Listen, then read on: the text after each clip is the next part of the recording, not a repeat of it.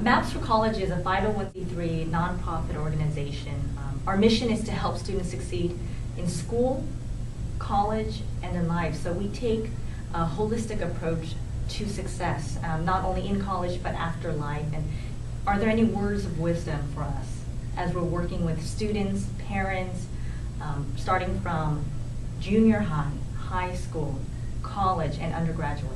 Well, I think I have to say that we work with 400 nonprofits at Stanford. Wow. And many that do the kind of work that you do, I find that relationship, these partnerships, to be probably some of the strongest and most positive relationships we have, because you're right on the ground helping kids understand how to navigate this process, how to develop themselves as they go up through the school environment, how to celebrate the experience, and in that way you're doing extraordinarily good work. In California especially, because California has many challenges in the schools, sometimes caseloads that for some schools can be 900 to 1,000 to one counselor. There's no way that the kind of attention can be given to an individual student when you have those kinds of ratios. So your work as a nonprofit, working in the area, working in the school district, working with kids and families in the community is extremely valuable, and I think in the long term will really give the kids the kind of tools they need to be successful in this process of making the transitions. The most important advice is always to prepare yourself for your future, and that means and engage in things that you are excited about. It's not all about taking courses that you think we expect necessarily, but it's about taking courses that also fit with your aptitude. Obviously, we need breadth and depth. We'd like you to be very involved in the strong curriculums in schools, but in reality, we also aren't expecting that you have taken every single advanced placement course that they offer, because that'll kill you. And what we want you to do is also enjoy your secondary school, middle school, and secondary school experience. So pay attention to the good advice you'll get, and I think you'll go a long way towards your goal of making this transition to higher education. Great. Just piggybacking on what you said about enjoying high school.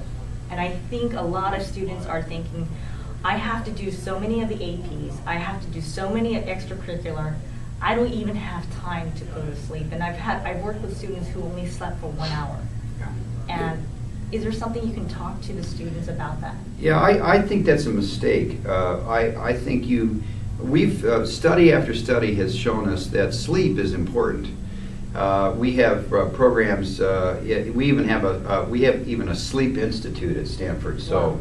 Very famous. And our local Professor Dement, actually works with local schools to promote the concept that you need to get your rest as you also make your way through school. So stressing yourself at such a level where you're not getting the kind of rest necessary, in the long term probably will make you not as good a student. You might push the envelope and take all these courses, but in reality you may not feel the joy that you should feel when you're going to school. So, pay attention to the fact that you don't need to take every AP school course in the place. That it's not just about that. It really is about how you're developing as a human being. So, taking one or two fewer is fine.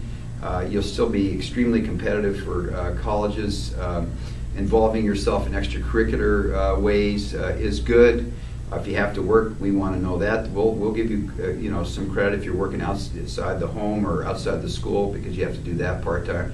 All of these things play a role.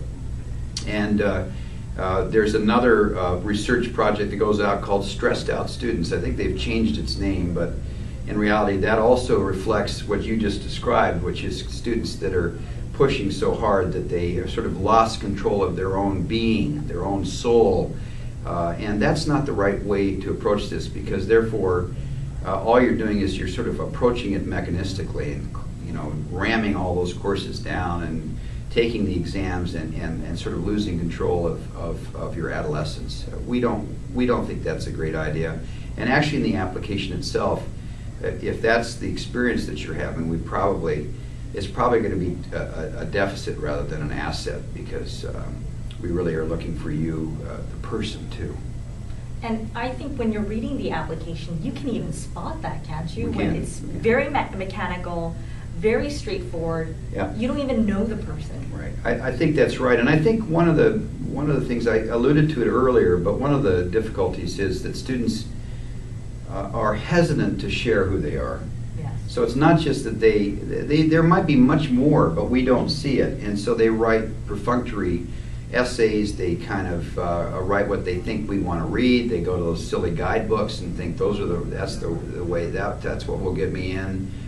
Sometimes they can be misadvised as well, or friends are driving the process, or even parents sometimes can misdirect. And the truth is that you just need to really spend some time reflecting on what the essays are asking, and then spend some time really engaging them in a way that brings who you are to the forefront. And some kids are incredibly mechanical. It reads mechanically. All of the numbers are there, yet they're not competitive. And that's because we, at the end of the process, are really not sure who they are. That's a very important statement that you just made. Yeah. Thank you so much. Is there anything else you would like to tell the viewers? Go to college. Thank you so much. All right, thank you. Take Thank care. you. All right. Bye.